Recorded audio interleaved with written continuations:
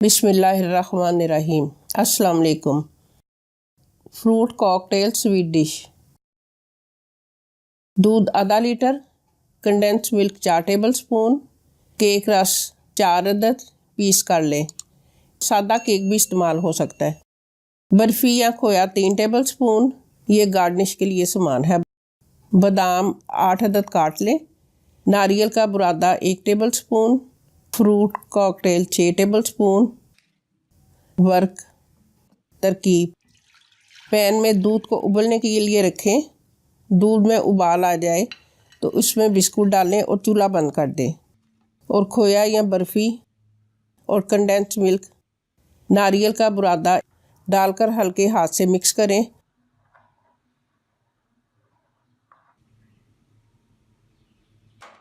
और ठंडा करके डिश में निकाल लें और फ्रिज में रख दें। सर्व करने से पहले इसके ऊपर वर्क फ्रूट कॉकटेल, नारियल का बुरादा, बादाम लगाकर पेश करें। फ्रूट कॉकटेल स्वीट डिश बनाएं, खाएं और हमें दुआओं में याद रखें।